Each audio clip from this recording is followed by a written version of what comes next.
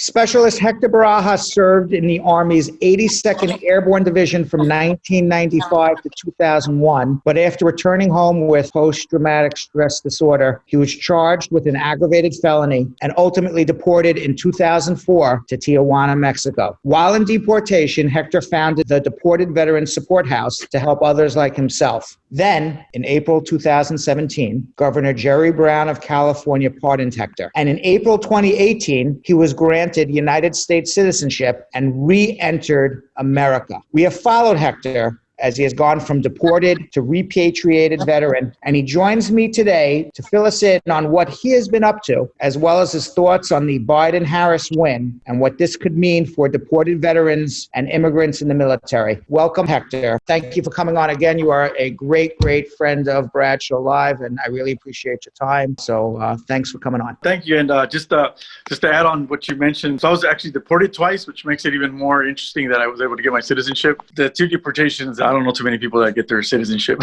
For anyone who doesn't know, after you're deported and try to re-enter with aggravated felony, that's a bar for life for re-entry. Yep. And it's also a criminal act as well. Ultimately, you got the pardon, and because of your military service, were able to become a citizen. So what have you been up to? You came back to America now, and what have you been up to since the last we spoke? Today, I started my first job in 20 years. Today was your first day? My first day. Yeah. Wow. So how was the first day at work? It was good because I was doing interviews. What are you doing? What are you doing? We'll be picking up recyclables wherever people let us put them in. And basically the recyclables will be used to pay somebody like myself or another veteran that needs a job. I've been running all over the place still, going to Congress, doing this and that, and the pandemic hit. And that kind of like slowed me down. We're planning on lobbying Congress through Zoom. We don't have the resources and the money, but we got all these troops and connections with different people. We don't need to go to DC. I was talking to my congresswoman Takano a couple of months ago via Zoom, and just saved myself a couple $1,000. Who do you find is more willing to sympathize with deported veterans? Is it Republicans? Is it Democrats? Or is it Republicans and Democrats from certain areas where there's more military families than others? Democrats have been more there, but they're still not doing enough. Somebody made a comment about me putting up Kamala Harris, and they said blah, blah, blah, blah, and the Republicans, and I'm like, I'll talk to anybody. I'll talk to a Republican, but the fact of the matter is that most of the people that I talk to have been Democrats, but even the Democrats, the legislation that they want to introduce is very, very... It's not what you wanted. It's not what I want. I would want the whole pie, but they're not going to give me the whole pie.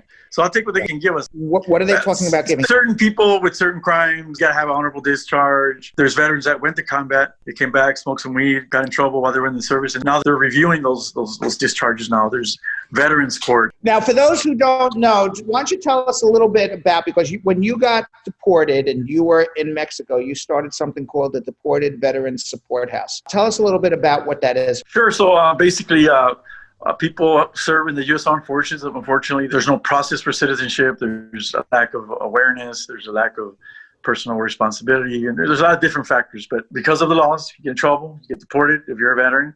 And at one point, I saw that there was a need for just housing, like somewhere for you to stay at. And then it started from there. And then, hey, well, how do we file for benefits? And then I started looking into benefits. And then somebody died. Okay, well, let's put together a funeral for them. Let's learn how to hold a flag. So I just went thing that to the other. And then, we are a resource center for hundreds of veterans around the world, over 50 countries. We work with legislators, ACLU, been to Congress to testify before Congress. And next couple months, we're going to be focusing on Thanksgiving dinner and a toy drive that we do for the guys. You were in combat, you were defending America, and you're never allowed to come back to America again until you're dead to be buried in Arlington Cemetery. It was the irony of many of the deported veterans problems that they're still facing. For a combat veteran to come back and have seen what they saw and have to have done what they've done and hearing the words, I was in this Marine's funeral and his mother's receiving an American flag and I'm hearing patriot and country and all these words. I mean, I started crying. Can you imagine the mother? And you know what's the oddest thing about all these funerals that I've been to?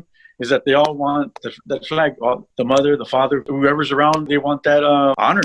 They want the honor, but it's no honor. How do you feel about Biden-Harris compared to Trump? I mean, Trump obviously did nothing to help you, I would assume. He tweeted deported veterans. He tweeted it as a he could tweet all he wants, but a tweet and you would see action. Talk a shit, right?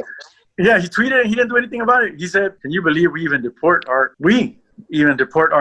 people that serve in the military?" And okay, well then why don't you do something about it? And then one of the congressmen, Vicente Gonzalez, actually had some sort of meeting with him, and brought up the issue, but nothing was done. With the Biden campaign, it looks like right now our blinkers are like, man, we need to let Biden know about this. And at the very least, the easiest thing that he can do, just stop the deportations altogether. I mean, Homeland Security can, from my understanding, they can do that. Let's stop the deportations until like we figure this out. You can do we're not discretion to say, you know what, you're in the military, we're not going to deport you right now. The seed's been planted. When I met Kamala Harris, I was in Los Angeles giving a speech at the AFL-CIO for Martin Luther King, and then it happens that she was also a guest speaker. One of the guys that was facing deportation, Mario, he told her about her case, and she said, get my staff on it. Do you think she had a better understanding of immigration because she is the daughter of immigrants, or you think she didn't really get it? From what I hear, and I don't know, is that she was very tough when it came to the law aspect of it, like against anybody, like African Americans or wherever. It might help her, like, okay, now because she's in that position, she might look at it differently. Like, hey, you know what? I think that there's an opportunity. I believe so. She's already helping out Ms. Reboyad, and she immediately said, "Hey, get with my staff member," and I mean, so that's it, man. She's interested, and they have the power to do it. I mean, I don't think once they get it, like, who would go against it? Like, it's like once it would be done together, be some Yahoo. But if a senator to say publicly, "No, we're not bringing home these deported veterans," I mean, it would just like.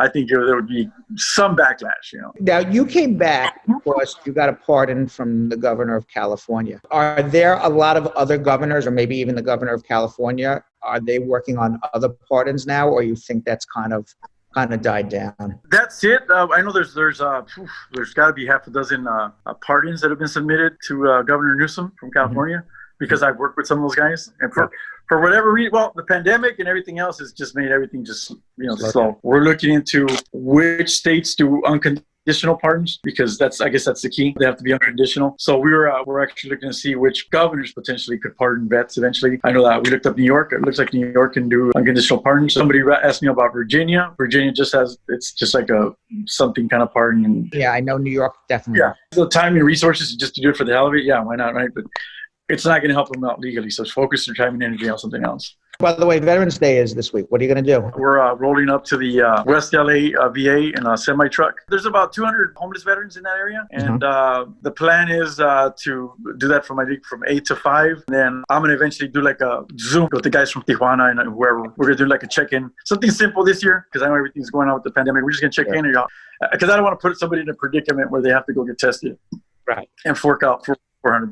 We were just talking about that before the interview. It was like $300 in Mexico. You were telling me to get tested. I ask you this every time, and I really appreciate you coming on. What is your American dream? Has it changed since I last spoke to you? I already have it. It's like, I would like to have the house and, the nice job. And, but my path took a different route. I just want to be, just kind of live happy, like get on that ranch and have like some property where I can just, do different things with it and work on myself. Everybody sees the happy Hector and the happy post, but there's a lot of stuff that I deal with on day to day. A lot of, personal demons. You have guilt that you came back and some of the other deported veterans are still in Mexico? Not guilt, because I think more or less like a compromiso. It's it's a responsibility. It's something I got to do. And I understand you got married. I got married. Yeah. We got married at the border. Yeah. Thank you. I appreciate it. Now, where did you meet your wife? I met her at Friendship Park, that wall that goes into the ocean. So she kind of tapped me and she says, "Hey, can I take a picture with you?" And that was it. I really appreciate your time. Thanks for sharing what's going on in your life, and hope to have you back soon.